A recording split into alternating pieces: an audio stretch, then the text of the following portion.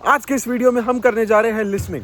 भाई लिसनिंग की बातचीत थोड़ी अलग होती है, ठीक है। बाकी सारे मॉड्यूल से सबसे ज़्यादा इजी लिसनिंग होती है, तो ये वीडियो बहुत ज़्यादा शॉर्ट और कट टू कट होने वाली है। अब देखो, बहुत सारे लोग सोच रहे होंगे कि भाई लिसनिंग पे वीडियो बनाने की नौबत क्यों आ रही है। कुछ लोग हैं जिनको अपना स्कोर बहुत ज़्यादा परफेक्ट करना है, तो ये वीडियो उन लोगों के लिए है, ठीक है। तो आज का वीडियो शुरू करते हैं। Hi guys, this is Aditya. It's been 3 years of me living in Canada और आज के इस वीडियो में मैं तुम्हारी लिसनिंग इंप्रूव करवा दूंगा।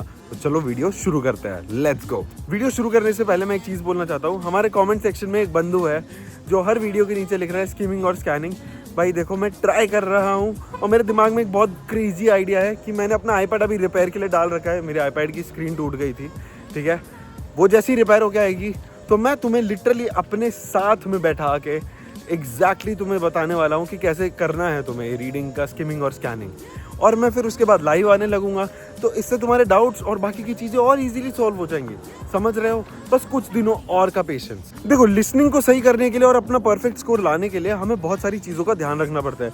जैसे कि सबसे पहले हमारे पास फोकस होना चाहिए, दूसरा हम प्रेजेंट मोमेंट में हो, और तीसरा हमारा अटेंशन इतना गजब का हो कि जैसे कि कोई भी डिस्कशन या कुछ भी चल रहा हो, we get to know it directly on point. अब बहुत सारे लोग ना बीच बीच में ऐसे आउट ऑफ द प्लैनेट कहीं चले जाते हैं, तो उन लोगों के लिए ये वीडियो है कि मैं तुम्हें ना एक जगह पे बैठा के रखूंगा कि देखो भाई, तुम्हें फोकस ऐसे कर रहे हो, तुम्हें चीज़ों का ध्यान ऐसे रखना है।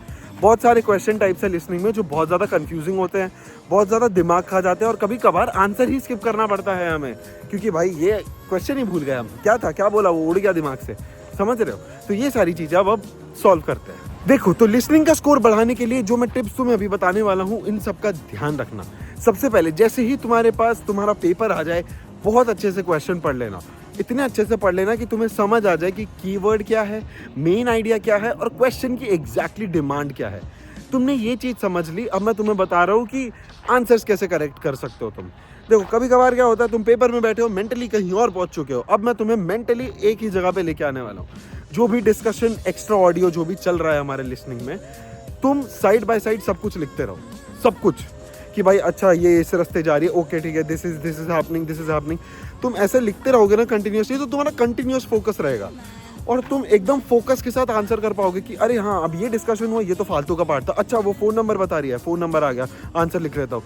ऐसा करोगे, बढ़िया स्कोर बन जाएगा, ठीक है। क्योंकि इससे तुम लोग क्या कर रहे हो, तुम एग्जाम में परफेक्टली बैठ के विथ योर एंटायर फोकस तुम पूरी ऑडियो पे ध्यान दे रहे हो। नहीं तो कभी कभार क्या होता है, जब हम लोग ऐसे खाली बैठ जाते हैं ना 2-3 सेकंड के लिए, हमारा दिमाग कहीं और फुश, तो हमें उसी को वापस लाना है। तो उसको वापस लाने के लिए हम ये करने वाले हैं। इससे हमारा टाइम, हमारी एनर्जी, हमारा एफिशिएंसी और हमारा जो पीक प्रोडक्टिविटी है, बहुत बढ़िया चलेगी, समझे। अब मैं तुम्हें बताने वाला हूँ लिसनिंग में एमसीक्यूज जैसे क्वेश्चंस कैसे सॉल्व कर सकता है। पहले मैं मानता हूँ कि भाई एमसीक्यूज का जो क्वेश्चन टाइप है लिसनिंग में, वो बहुत ज़्यादा टफ है, ठीक है। बहुत सब कुछ लिखा हुआ रहता है, तुम्हें बहुत कुछ पढ़ना होता है। पर इसकी निंजा टेक्निक क्या है कि तुम कीवर्ड समझ लो और मेन आइडिया समझ लो। भाई अगर तुम्हारे पास पेन पेपर है, भाई गोद दो ना, भाई क्या जा रहा है, तुम्हें पेपर घर लेके जाना है, नहीं ना, गो दो और समझो कि क्या लिखना है। अंडरलाइन करना सीखो भाई, एक बहुत बड़ी अच्छी चीज़ है अंडरलाइन करना। अगर तुम अंडरलाइन करके समझ जाओगे ना मेन आइडिया क्या है, कीवर्ड क्या है, तुम्हारी लाइफ वैसे ही सॉर्ट हो जाएगी। और ऐसे ही होगा, एमसीक्यू क्वेश्चन टाइप ऐसे ही होगा, इसके अलावा कुछ नहीं है। तुम हवा से उड़ा के नहीं लाने वाले, तुम्हें एग्जैक्टली कॉन्वर्सेशन में रहना पड़ेगा और तुम्हें समझना पड़ेगा कि हर ऑप्शन बोलना क्या चाह रहा है। और 1 सेकंड का भी लूज फोकस तुम्हारा आंसर पलटा देगा, तुम्हारे दिमाग की रियलिटी चेंज कर देगा। तो मैं इसीलिए बोल रहा हूँ, फोकस के साथ कीवर्ड और मेन आइडिया समझो, समझे। तो अब मैं तुम्हें बताने जा रहा हूँ लिसनिंग की एक बहुत ज़्यादा एडवांस टिप, जिससे तुम्हारा स्कोर थोड़ा और बढ़ सकता है। अगर तुम वो बंदे हो जिसका फोकस बार बार बीच बीच में छूट जाता है, तो ये चीज़ ध्यान में रखना। कोई भी आंसर हो, अगर फॉर एग्जांपल वो तुम्हारे उसमें से स्किप हो गया कि अरे यार ये लिखूं, अरे क्या था आंसर, ऐसा हो गया, प्लीज़ ब्लैंक मत छोड़ के आना, प्लीज़ ब्लैंक मत छोड़ना।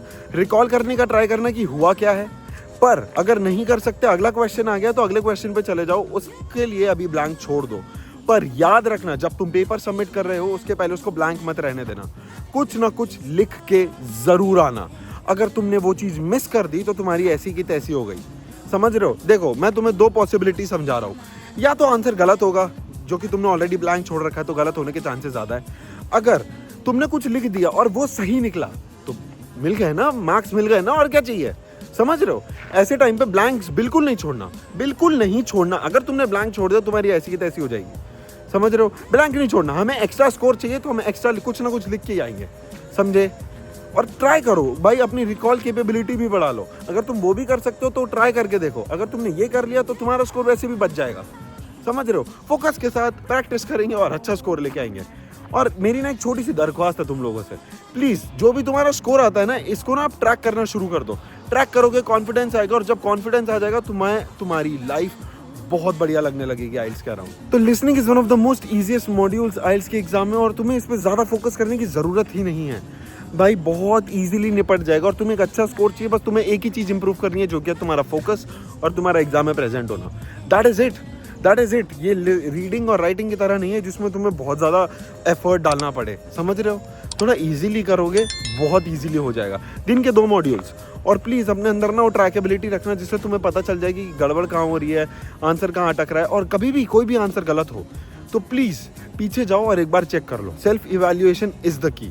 सेल्फ इवैल्यूएट करोगे ना, अगर तुम्हें 7 भी चाहिए तो 8.5 में पहुंच सकते हो तुम लोग आराम से, समझ गए? तो आज का वीडियो अपन यहीं ख़त्म करते हैं। प्लीज़ प्रैक्टिस करते रहना, और कोई भी डाउट हो तो मैं इधर बैठा हूँ वीडियो बनाने के लिए। Take care, bye bye, all the very best.